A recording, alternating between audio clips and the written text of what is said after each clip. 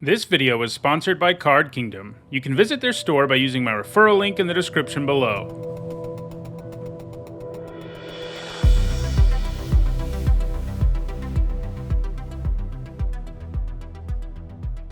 Hi everyone, I'm Nitsahone, and it's Wednesday, and that means it's time for this 46th edition of Deck History. In this series, I trace the development of prominent competitive Magic deck archetypes from their origins to the current day. As usual, I ran a poll last week that let my viewers decide the topic of this week's video, and I gave you all a choice between two different tribal decks, and in the end, elemental decks beat out spirits. If you want to have a say in the next Deck History video, don't forget to vote in the Community tab. In Magic, a tribal deck is one that is built around a specific creature type. These types of decks can be quite powerful as they are loaded up with a variety of payoffs for that particular creature type, making the deck quite synergistic. At one time or another, elemental tribal decks have been successful in Block, Standard, and Modern. In this video, we'll take a look at decks in each of these formats and discuss how and why they've changed over time. To find the very first competitive elemental tribal deck, we have to travel back in time all the way to 2008, to Lorwyn-Shadowmoor block constructed.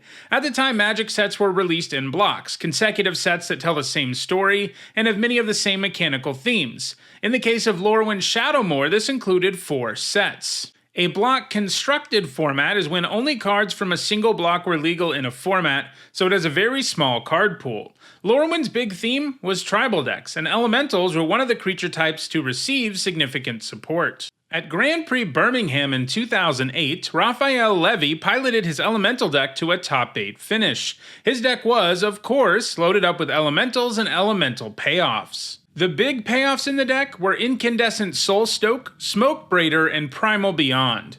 Soulstoke was a powerful elemental lord who could also cheat them into play, and Smoke Braider and Primal Beyond were both great at producing mana for elementals, and this allowed Raphael's deck to go full on 5 colors, allowing his deck to just jam a bunch of the best elementals in the block together. One of the big themes for elementals in this block was the evoke mechanic, with many of these elementals having useful enter the battlefield abilities that you could access for a lower cost, although you didn't actually get to hold on to the creature, it got sacrificed. In a lot of ways, this made Raphael's deck a graveyard deck, since in the early game you could do something like evoke a Moldrifter to draw 2 cards, and then later in the game you could get it back using Revelark or Makeshift Mannequin, which would give you the trigger all over again.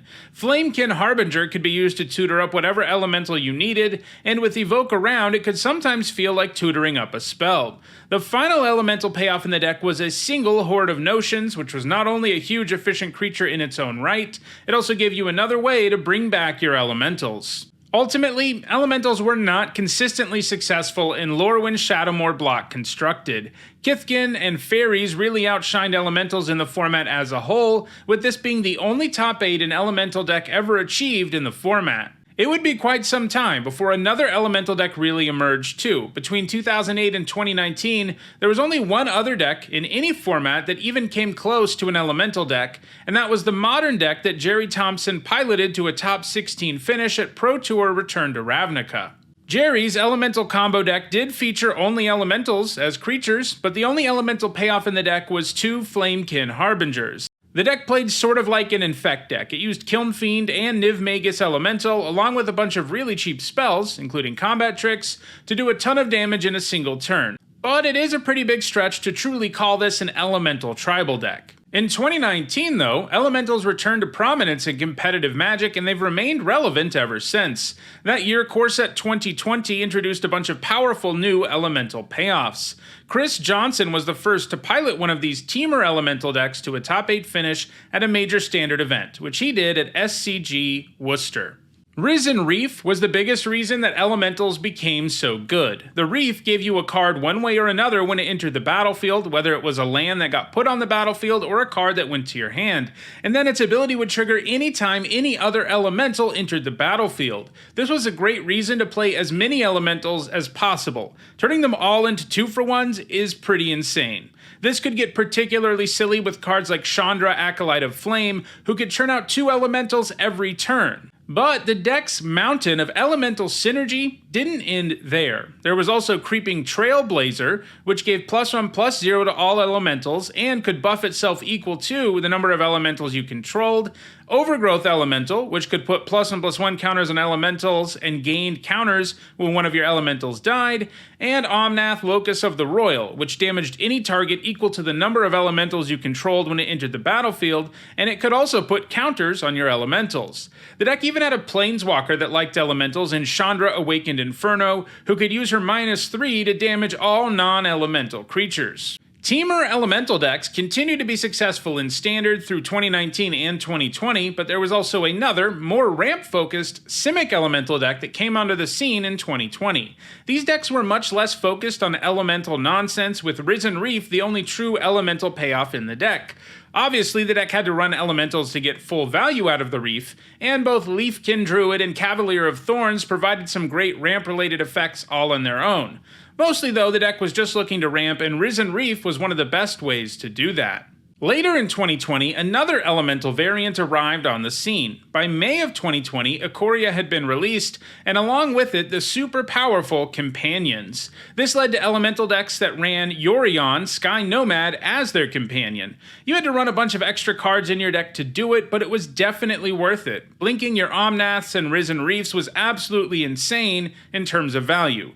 The deck was still more ramp-focused than the earlier standard elemental decks, but the elemental theme was certainly more prominent in Yorion elementals than it had been in Simic ramp elementals. Eventually though, Risen Reef rotated out of Standard, and we haven't seen another elemental deck in Standard since then. However, we still have one more format to talk about, and that's Modern. Just like in Standard, the printing of Risen Reef really powered up elemental decks in Modern. Modern has a much larger card pool and can play a lot of impressive elementals that just weren't available in Standard. The first Modern elemental deck with a strong finish came at the Magic Online Challenge in September of 2019, and Risen Reef was of course at the center of it. The Modern elemental deck took a page out of the Modern Humans deck, and runs a whole bunch of lands that produce mana of any color, in Ancient Ziggurat, Cavern of Souls, Primal Beyond, and Unclaimed Territory, allowing the deck to go 5 colors simply running the best elementals around.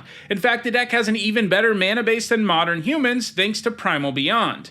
In all, the deck has 16 lands that can tap for mana of any color, and that's pretty great. The deck really specialized in getting as many triggers out of your elementals, and especially Risen Reef, as possible. Thunderkin Awakener, Vesperlark, and Flickerwisp can get you extra triggers, and Flamekin Harbinger can tutor up any elemental you need. The Harbinger can also grab you some of the more situational Evoke elementals when they're at their most useful. Some other powerful elementals in the deck include Lightning Skelemental, a black-red version of Ball Lightning that also makes the opponent discard, Voice of Resurgence, an elemental that is very hard to kill without giving its controller some kind of value, and Unsettled Mariner, a changeling that makes your creatures harder to kill. Meanwhile, Phantasmal Image could act as additional copies of whatever elemental you need, and Aether Vial allowed you to save on mana and play all these elementals at instant speed. Throughout 2019 and 2020, this is largely what elemental decks looked like in Modern, where they largely operated on the fringes of the format.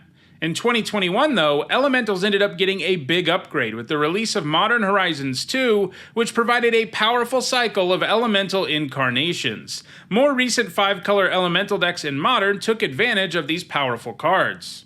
This deck runs 4 of those incarnations in the form of Endurance, Fury, Solitude, and Subtlety. Each of these can have a powerful spell-like effect when evoked, and they can all be evoked for no mana. And if you have Risen Reef in play, you also get one of those triggers, whether evoked or not.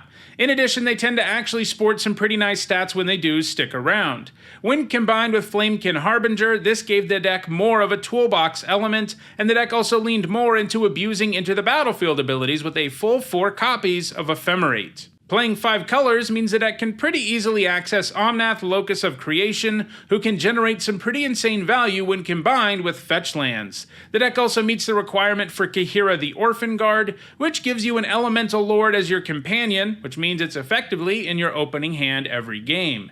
If we fast forward to the more recent past, you can see that the modern version of Elementals are turning to Yorion as a companion again, since abusing all of those Into the Battlefield abilities is great.